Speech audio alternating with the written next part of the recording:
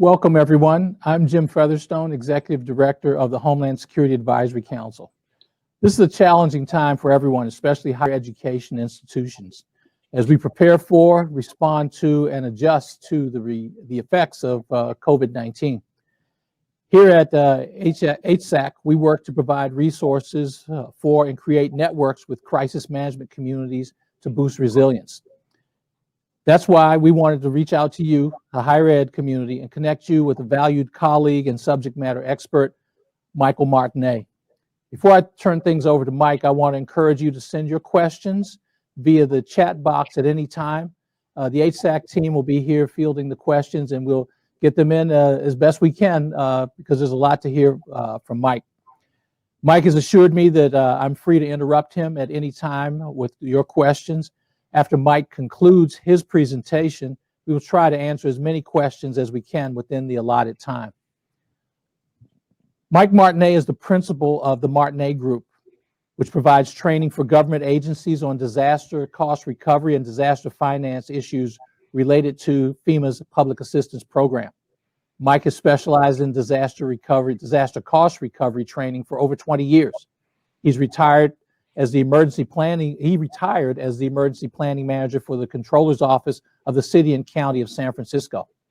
Mike is the founder and chair of the IAEM, International Association of Emergency Managers Disaster Cost Recovery Caucus, which focuses on FEMA public assistance program issues.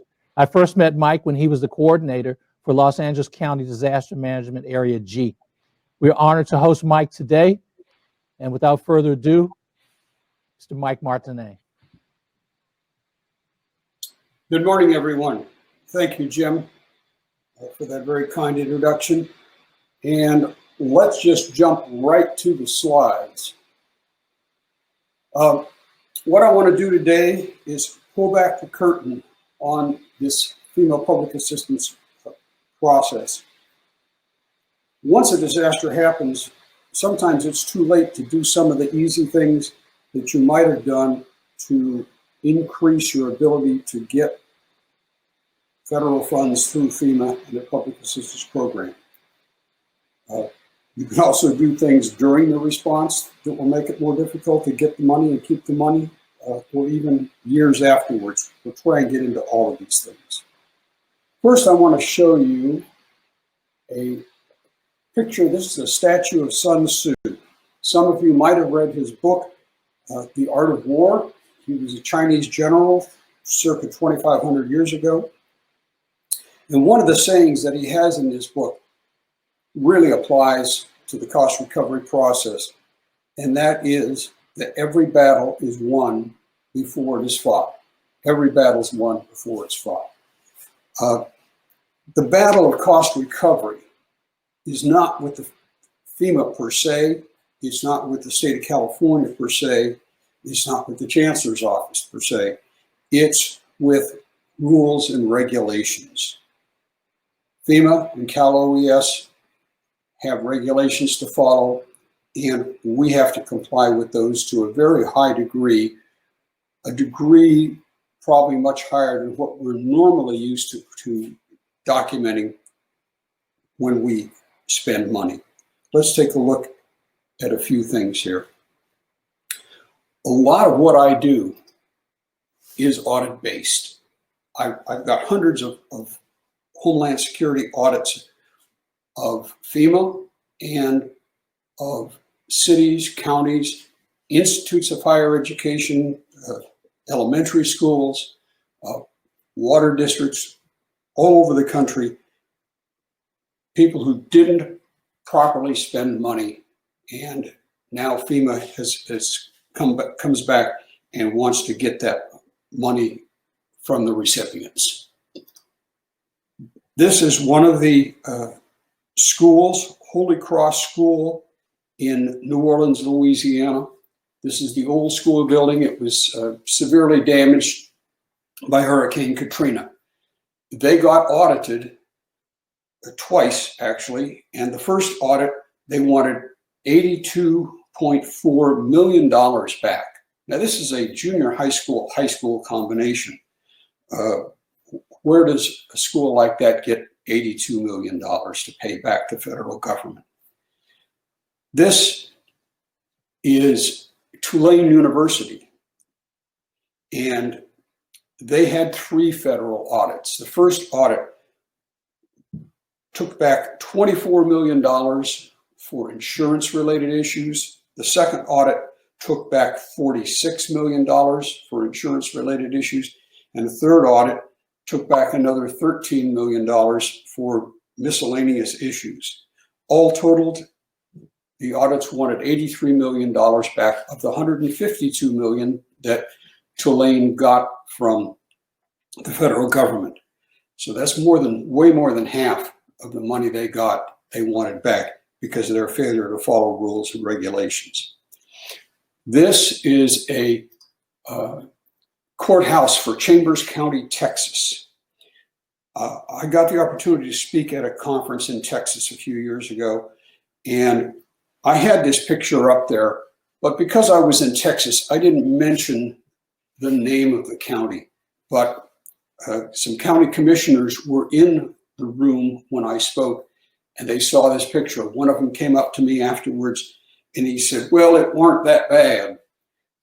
Originally, they lost $44.5 million, most of it on purchasing. And he says, well, we settled it for $9 million. That's $9 million in a population of 35,000 people. This is a small rural county in Texas. And $9 million spread among 35,000 people is about $250 per capita.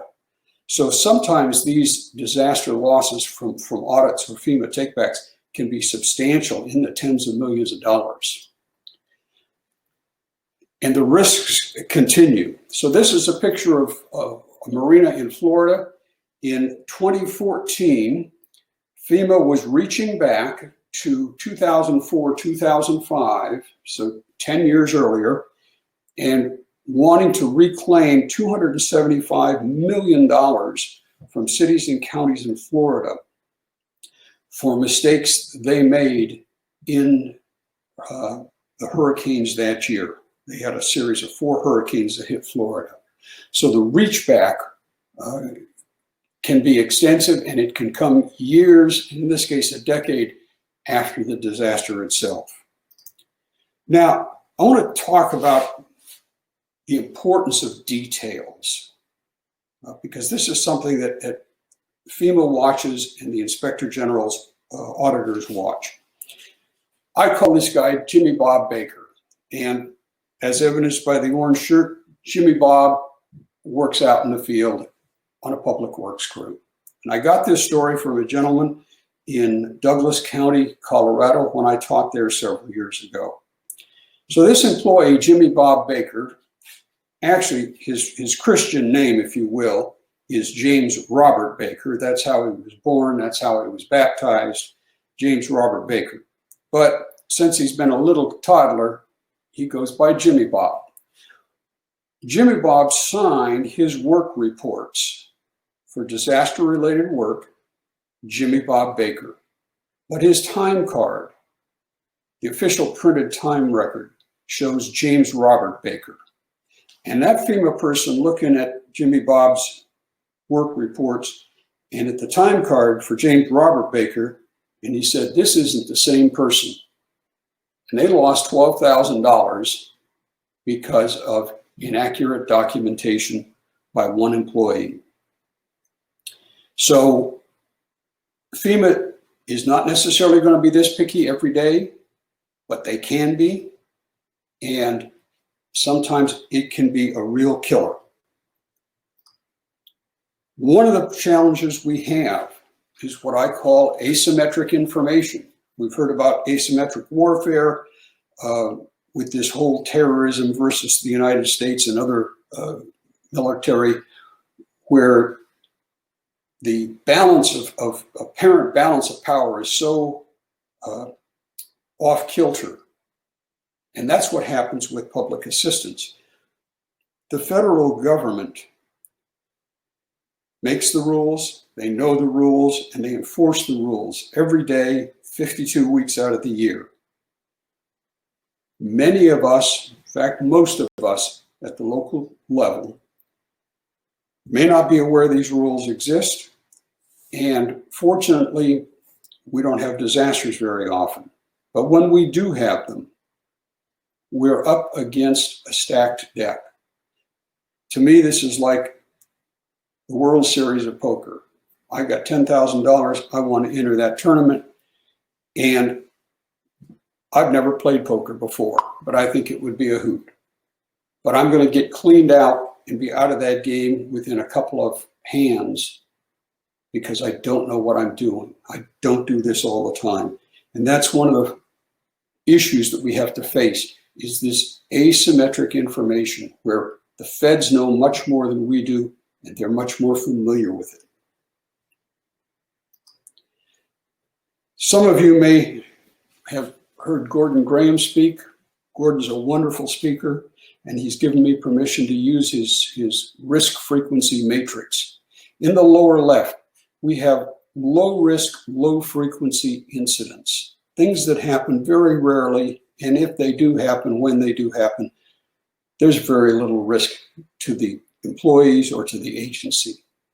And then there's low risk, high frequency, things that we do all the time and don't have much risk. That's not a problem.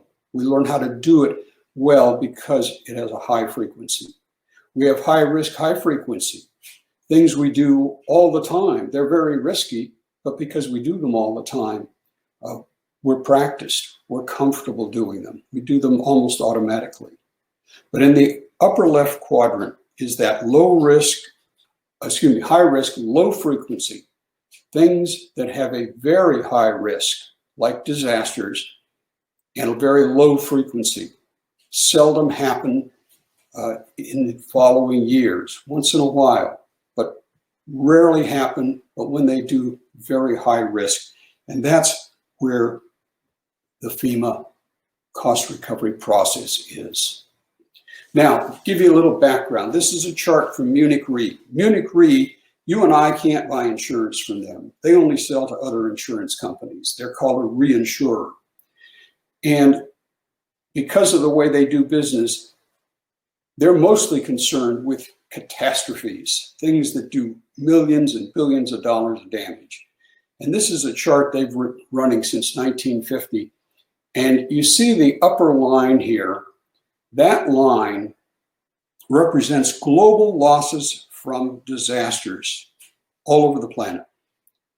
This line down here, this broken line, represents the insured losses from these same disasters. And what's happening is the gap between these two lines, the gap between insured and uninsured losses, is growing ever wider. In fact, the way this chart's laid out, it shows that the uninsured losses are much greater than the insured losses. So for us as local agencies, whether we're a city, a county, a special district, college, university, or a nonprofit hospital, we've got a huge risk envelope right here.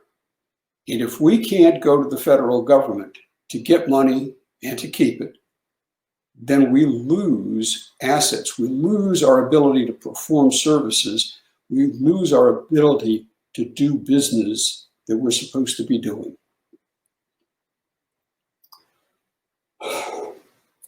Some key facts about this. FEMA grants are different. Your college, your university, you probably get grants every month, maybe every week, depending on how aggressive your grant program is. Maybe you've got some grant programs that have been running for years. Those grants from other federal agencies are significantly different than a FEMA grant for public assistance. First of all, FEMA in its 10 regions has interpretability. They can interpret these rules, and different regions interpret the rules differently, as do individual FEMA employees. At the local level, cities, counties, special districts, colleges, universities often ignore the purchasing aspect. Purchasing has a huge huge impact on disaster cost recovery. And I'll explain that a little bit more in a couple of minutes. Risk management is important because we have to know how to deal with risk management. And my observation about most risk managers is while they're good, they're competent, they do not understand FEMA's rules on risk management and insurance. And those losses can be millions of dollars sometimes. Okay.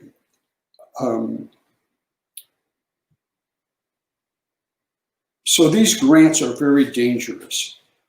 It's an ad hoc program. When the federal budget's passed, theoretically it goes into effect on October 1st of each year, various federal agencies get millions of dollars, billions of dollars for grant programs. The Highway Administration gets money for highway grants. Housing and Urban Development gets money for senior housing projects. Different agencies may fund agricultural research programs. They may fund a new bike path, new senior housing, lots of different things. And what those agencies want is for the jurisdictions that get those grants to do the project, complete it, and it's a credit to government. It's a credit to the federal government. It's a credit to the local government that made it work. Compare that with FEMA. October 1st of each year, FEMA has $0, not even a penny, in its disaster relief fund. No money at all.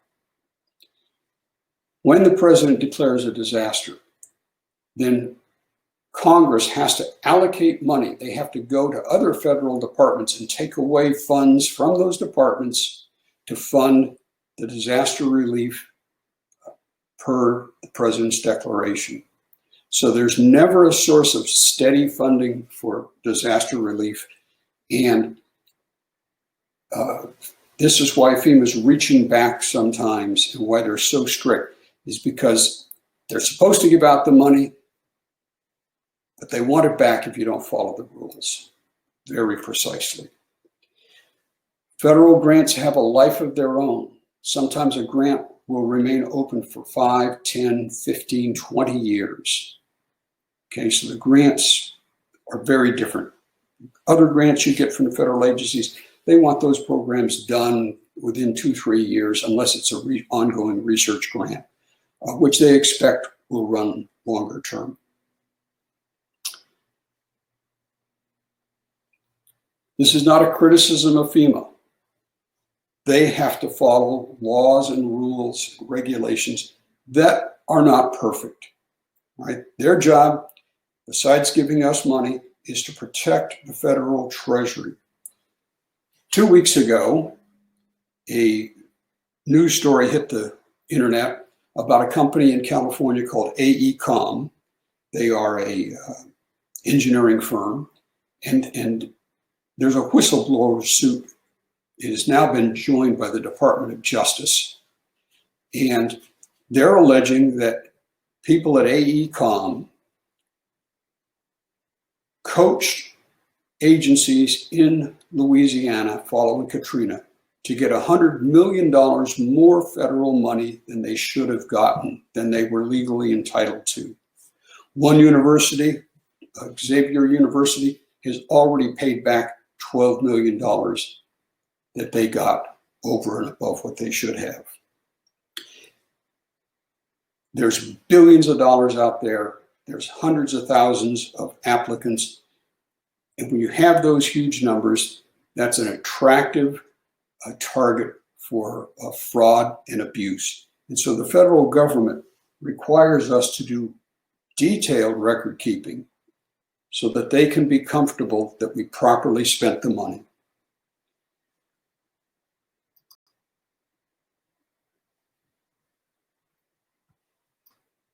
Oops, I'm going backwards.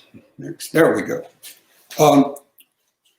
It's my observation, doing this for over 2 decades, most agencies lack a strategic overview of the process, and they fail to have processes in place to manage the work.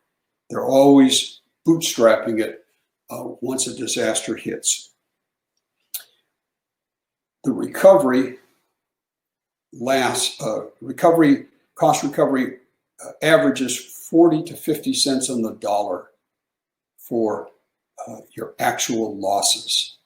Some of the losses are simply not eligible, and other times improper documentation or failure to follow procurement rules, failure to properly process the insurance aspects will cause people to lose substantial amounts of money.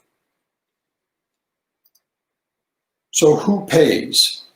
Well, with the CARES Act, this is a real challenge because I'm talking mostly about FEMA public assistance, but in this case, we have to look also at CARES Act funding. There was special CARES Act money set aside for institutes of higher education, for medical institutions, for law enforcement, firefighting, and so on. Some of the CARES Act money is paying at 100%, whereas FEMA typically reimburses 75%, and that's the case in COVID. It's a 75-25 local cost share. So CARES Act sometimes pays 100%. Sometimes CARES Act will pay for straight time, whereas FEMA is only paying for overtime.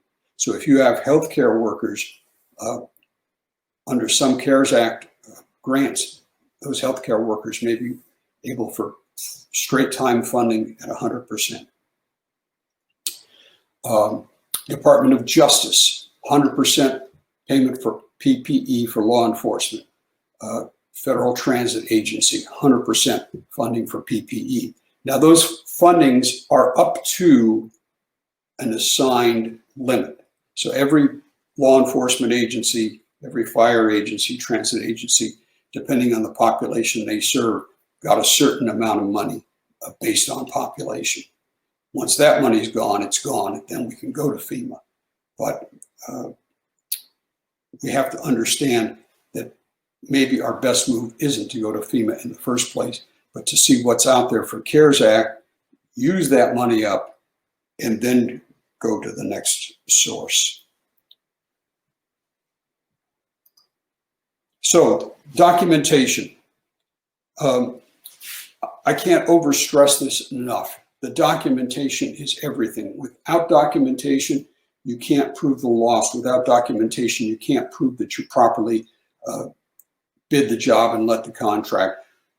Without documentation, years later, you can't survive an audit. So the documentation is everything. And as I said earlier, it typically is much more stringent documentation requirements than you have for day-to-day operations. Records retention is huge. It's very important. We have to keep, and it's in Title II of the Code of Federal Regulations.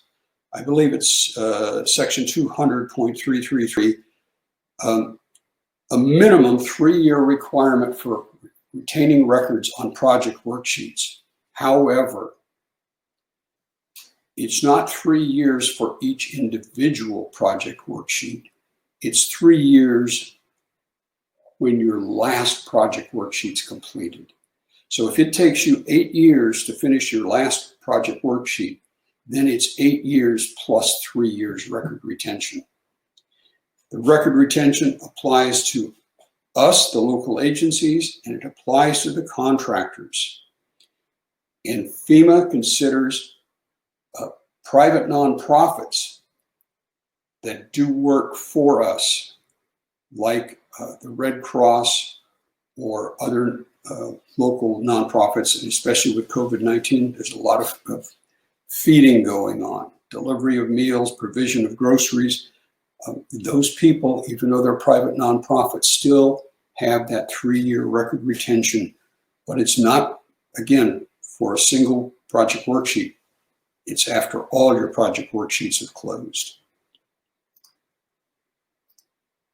So the process, you have to assess the damage. Now, for COVID-19, that wasn't too bad because we didn't have a lot of physical damage, almost none. we have to figure out who pays. All right, we're going to go to FEMA. We're going to go to one of the CARES Act funding streams. What are the timelines? Typically, you have to file with FEMA a request for public assistance or an RPA within 30 days of the event. They have extended that time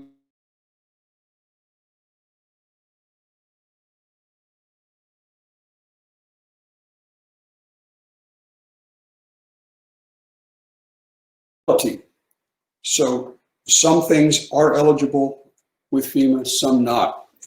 One of my favorite ones that can or might not be is a parking structure.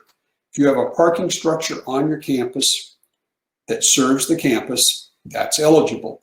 But if it's a parking structure, it'd be the exact same parking structure in a downtown area that only serves business, doesn't serve education or a hospital or a government, then it's not eligible because the federal government's not in the parking business unless it's related to another eligible activity.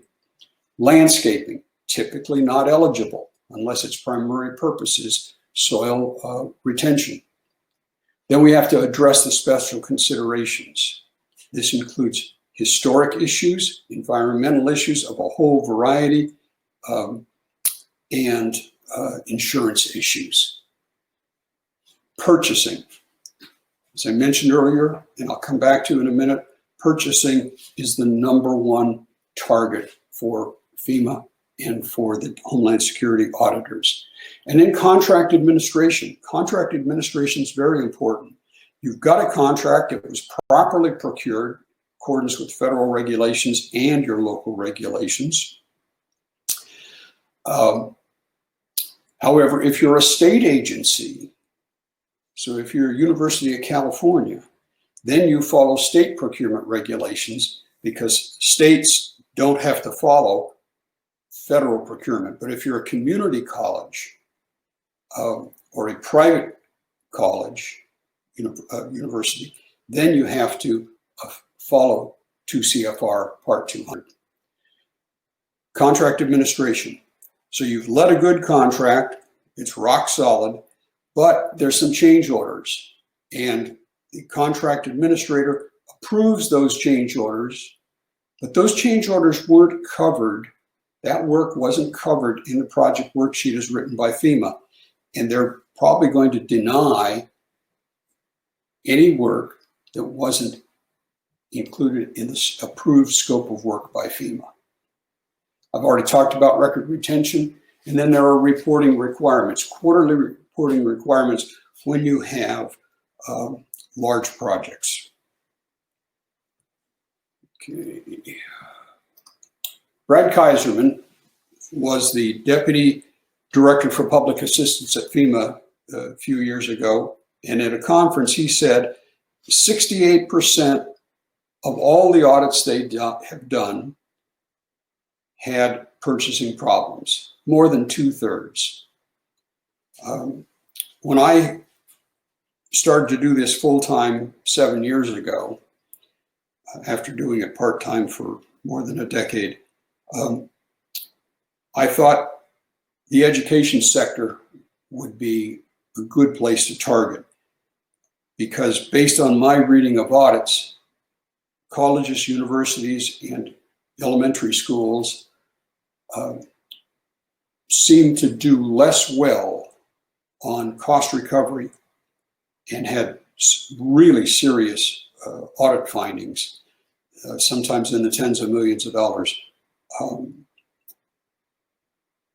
So in spite of all the intelligence, all the experience, all the knowledge, and all the capability to deal with grants on a day-to-day basis, they seem not to be able to deal well with FEMA's cost recovery process.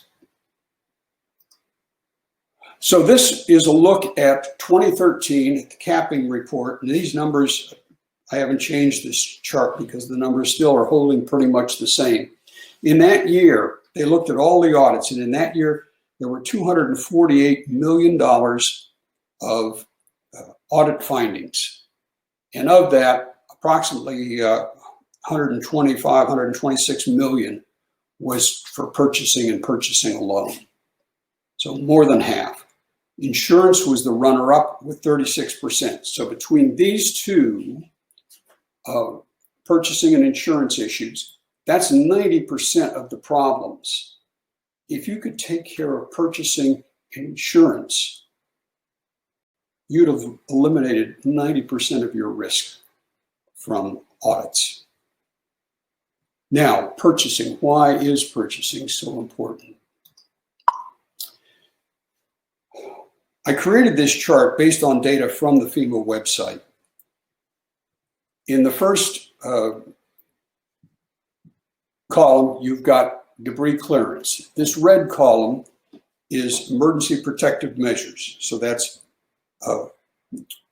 law enforcement activity, fire and rescue, emergency medical, evacuation, sheltering, all the emergency activities that go on, including almost everything we did for COVID.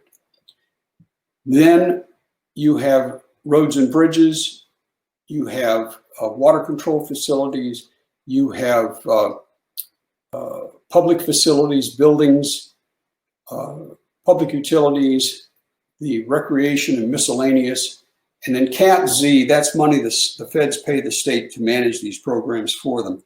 That didn't play in my calculation, but I took all the other blue, the solid blue ones, compared it to the red column, and in that year, 81% of the money that people got from FEMA for public assistance was probably spent through contracts, not their own employees.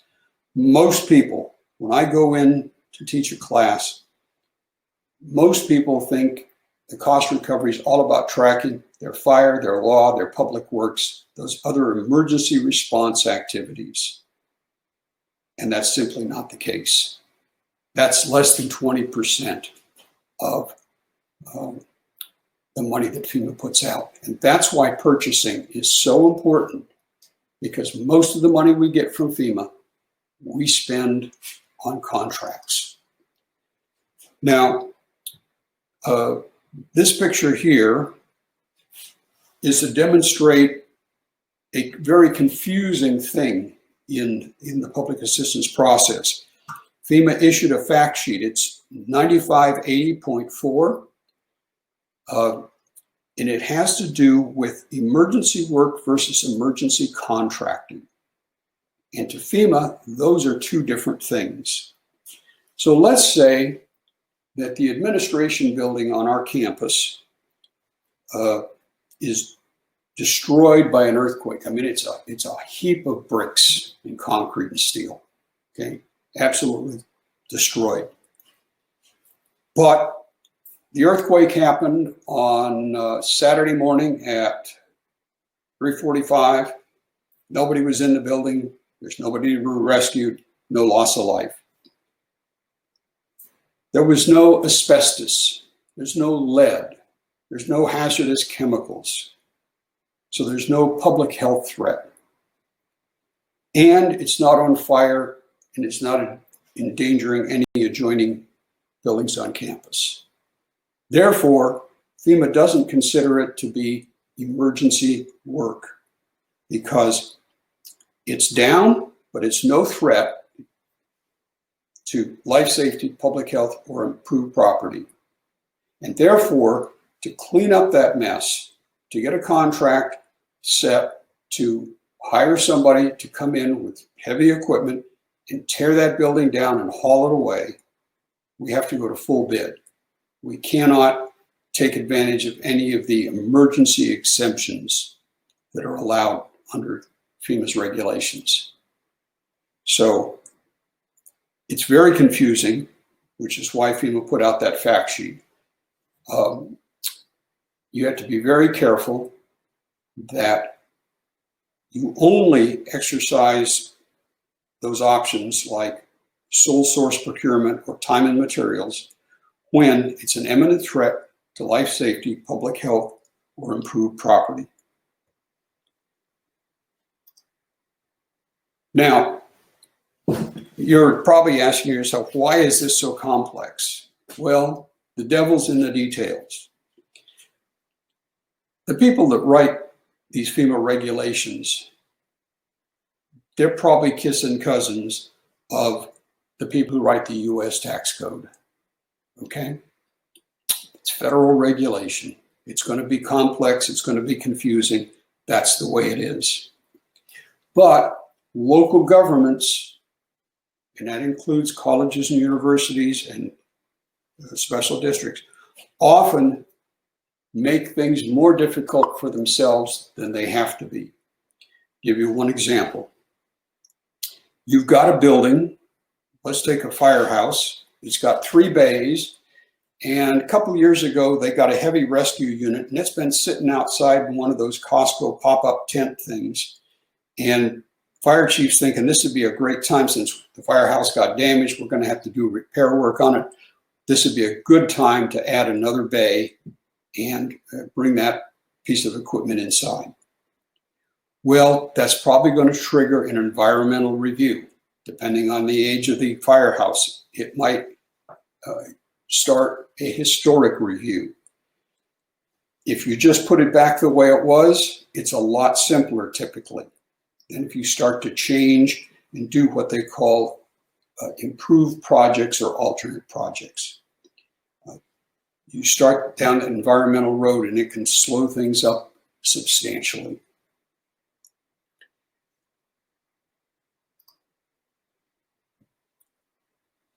As I mentioned before, risk management is a key player in many audits because the risk management people are not at all familiar with the FEMA requirements. And FEMA wants to see your insurance policies for every building that was insured. This is a couple of buildings at Daytona State College in Florida, and it belonged to a consortium, an insurance consortium made up of colleges and universities in the state of Florida. They had a storm there which damaged 2 roofs of buildings on the campus. They had full coverage, $813,000 worth of coverage on those roofs. They settled for $367,000, less than half. And they went to FEMA and asked FEMA to pay for the additional $446,000 that they didn't get from the insurance company. And FEMA turned them down flat. They said, look, you settled for less than 50 cents on the dollar. That's not our problem. Okay, that's an insurance problem. You settled it, not our fault. My question is, did the college have any say in those settlement discussions, or was that done strictly by the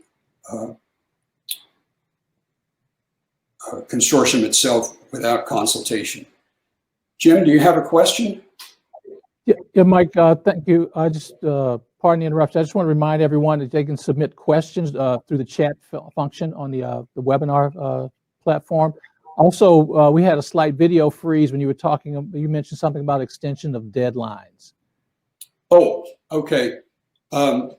Yes, for filing the request for public assistance, the RPA, normally that's 30 days from the date of the incident. However, because this incident is still going on, they have not yet closed that window.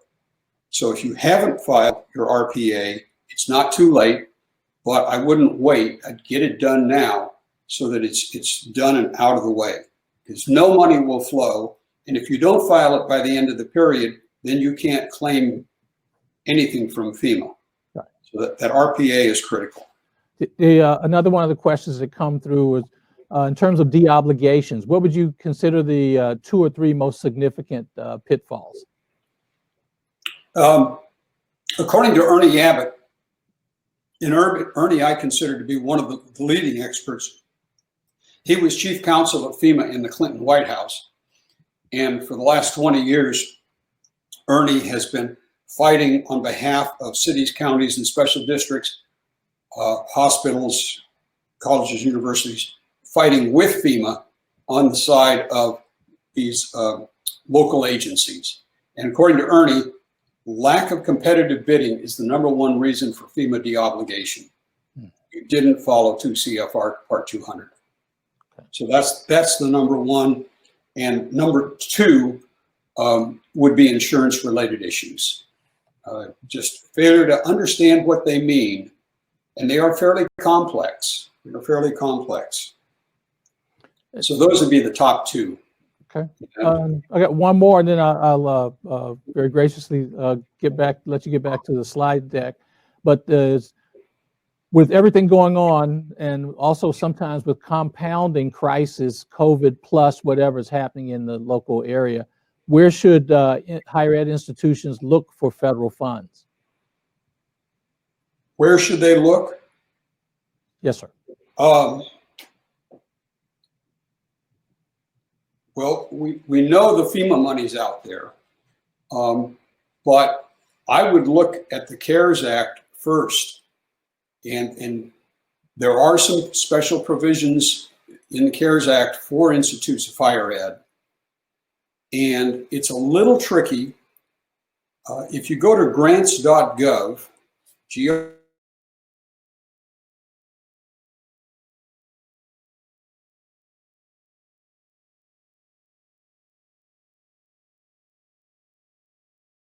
if there's a grant given by the federal government, it's on that website. What you'll have to learn to do is use the filters on there and learn how to use that website if you're not familiar with it. And maybe you already have somebody in grants who's familiar with it. So look and see. Or you can read the CARES Act, all 880 pages of it. It's a thick, complex document. And but that's where I'd look. First at CARES Act, and then your associations. So NACO, the National Association of Counties, is looking out for counties. National League of Cities is focused on city-related issues. So I'm sure that the College and University Caucus with the International Association of Emergency Managers, or the State Association of Colleges and University, or even the Chancellor's Office, if you're part of the UC system or the Cal State system, they should be able to give you some guidance as well. Because trying to do this alone from scratch is going to be a challenge. But there should be help out there through associations that you belong to. Any others, Jim? Yep. We had another slight freeze. Just want to reiterate, and you can tell me if I'm incorrect, that grants.gov would be one place to look for funding, and also funding opportunities, also the CARES Act, and checking with the associations that NACO may have some guidance, but also the International Association of Emergency Managers College and University Caucus. Yes. Yeah, and NACO I put up as an example. If you were a county, you'd look at the NACO website, because they're looking at it from a county perspective. And so go to your college and university association websites, and most of them have a COVID-19 page. So it may be about prevention of COVID-19, but it also might have stuff in there about financial assistance from various funding streams. Okay. So we are here now at Holy Cross School. This is the new Holy Cross School. It's a beautiful building. They got a second audit, the Holy Cross did. This time they wanted $48.9 million back. That's on top of the 82.4. Now I ask you, where's a college and university going to come up with that kind of money? 82 and change plus almost 49 million. That is a lot of pancake breakfast, ladies and gentlemen. And the reason that they got caught on this audit was for insurance. Federal agency requirements for FEMA say that when you get funding from FEMA, you must then insure that facility. Whether it's a building or a piece of equipment, you have to insure it as long as you own it to protect the federal interest. Now, Holy Cross got $52 million in change for this building, and they bought about $4 million worth of insurance. Way, way underinsured. Now, they've got a couple options. One, they can give the money back, not an attractive option. Two, buy insurance to the tune of $48.9 million, also not an attractive option. Or get a waiver from the state insurance commissioner. But if they go that route, it has to be signed by the state insurance commissioner himself or herself, not by a deputy. They're very strict on that. And it has to be, the insurance has to be for the specific threat that triggered the FEMA funding. So in this case, it would be flooding. Now, earlier I talked about a strategy. Here's where strategy comes in. Let's say you've got a $100 million building on your campus. The, John Doe Engineering Building, all right? Wonderful alumnus, gave us a whole bunch of money. We put up this new engineering building and his name's on it. You got a storm, an earthquake, whatever. It does this damage to the tune of, let's say, $500,000 damage, okay? Light damage. You put in for it, it's all eligible, $500,000 damage. You get $375,000 because FEMA funds it at 75%. So you got $375,000 for a $100 million building's damage. Now you have to forever insure that building. And unless you're a state, you cannot self-insure. And if you're a state, you have to go through the process of certifying that you're self-insuring. But if you're not a state, then you cannot self-insure. You have to get insurance on that building. The cost of insurance, because nobody's going to give you $375,000 or $500,000 worth of insurance on a $100 million building. They want to insure the whole thing. So you got to buy $100 million worth of insurance to cover that $375 million. 5-10 years, all of a sudden you're in the hole. You're going to continue to pay insurance, even though you've paid more in insurance than what you got to repair that building.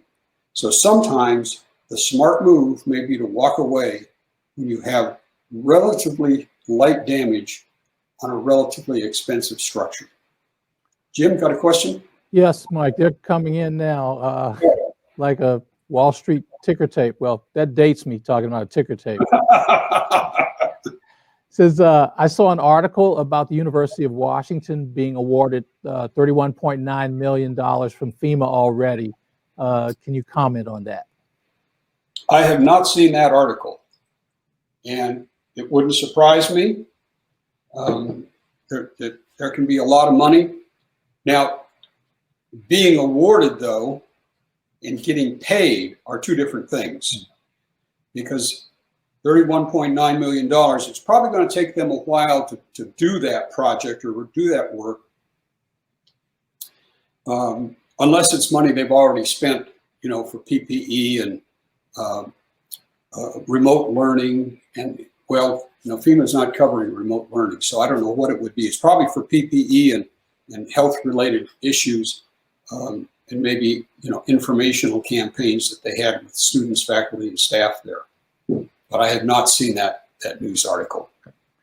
The next one will be, what specific COVID-related activities would be eligible under Cat B? None of the examples in the slides are similar to COVID-related activities. Of course, COVID being a very novel crisis at this point. Yes, and in one of my presentations, I have what I call my zombie apocalypse slide. Because sometimes people will say, well, you didn't talk about our hurricane or our tornado or our fire enough. And it doesn't matter. If it's COVID, if it's earthquake, fire, flood, tornado, the rules are the rules. And the rules don't change, don't bend, don't flex for one type of disaster or another. And so we have to meet the same requirements with FEMA that we do for any disaster for COVID.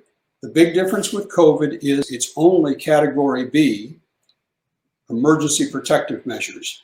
So that's going to cover personal protective equipment, which gloves, masks, sneeze guards, bunny suits, whatever.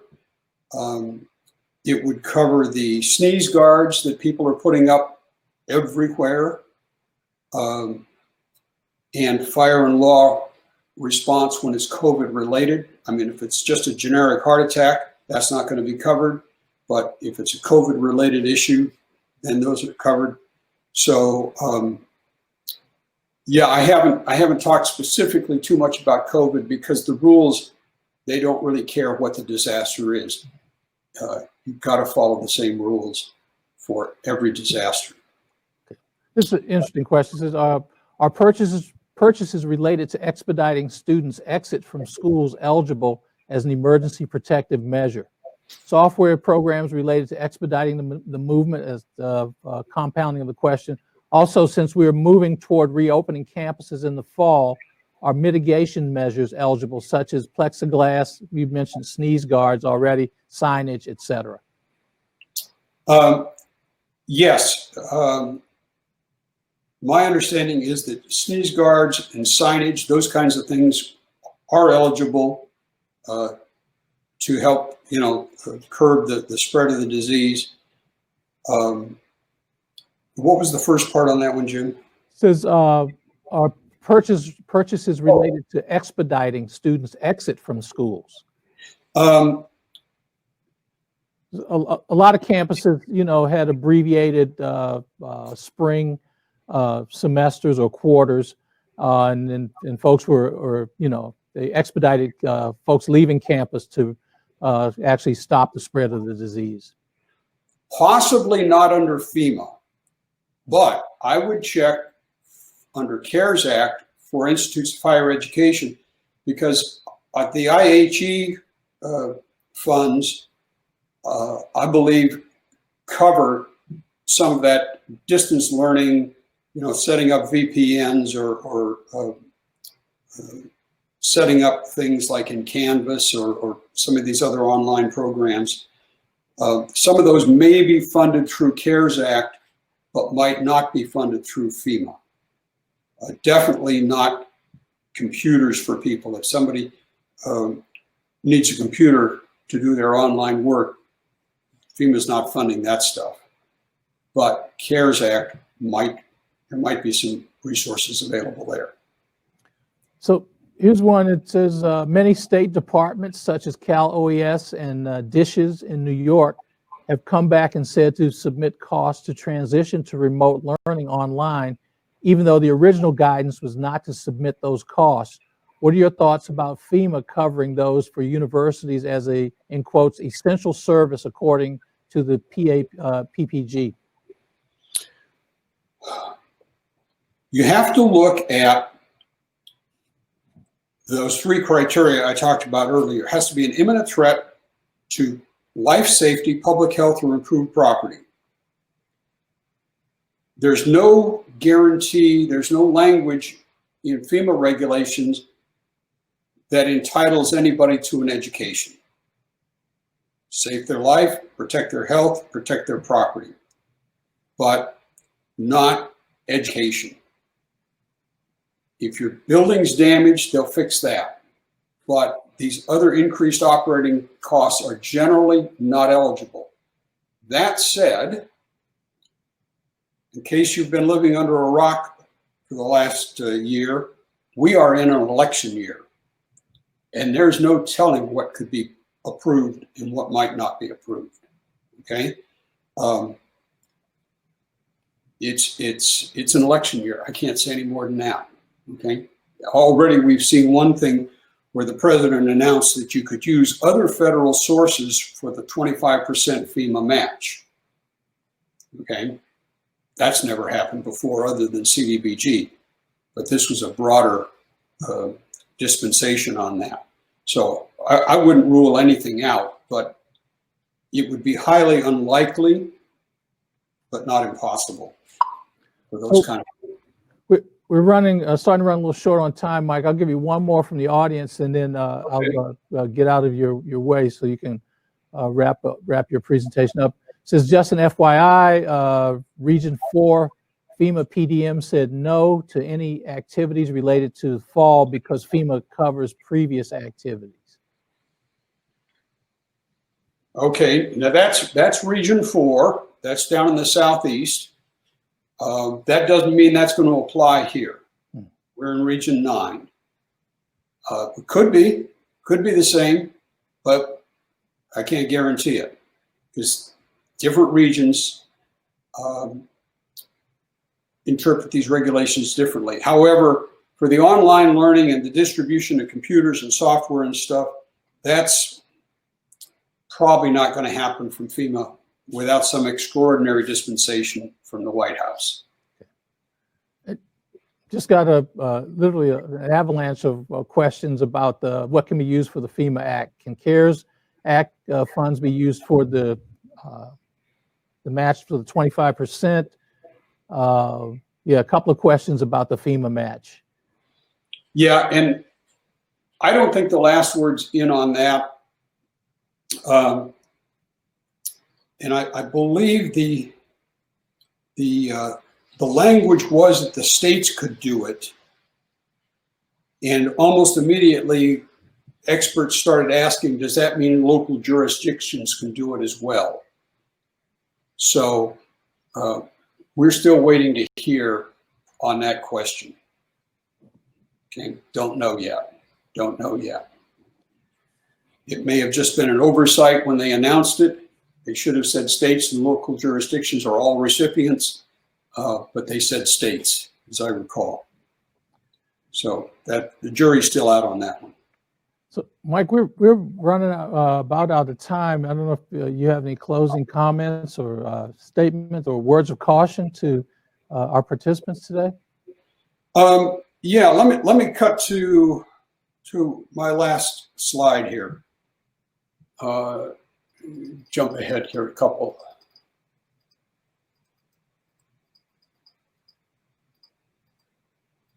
One more.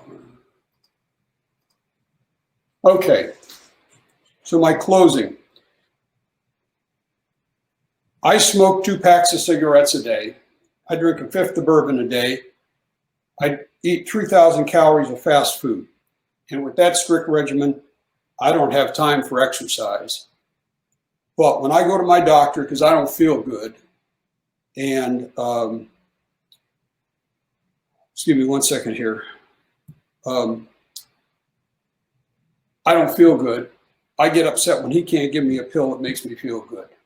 Do I have any responsibility here? You know, with 2 packs a day, a fifth a day, 3,000 calories of fast food? Yeah, probably. And I think FEMA looks the same way at local jurisdictions. If you don't know our rules, and it's our responsibility to know the rules, and if we don't know the rules, we don't have processes in place, if we don't train our people properly on how to document stuff, then we're contributing to the problem. And it's a challenging environment to get this money from FEMA. And we can't expect they're going to just drive up in front of the main administration building in an armored car and just throw the doors open and say, here, take what you need. They're not going to do it, not ever. The money comes with serious strings attached. So that's where I'm going to close.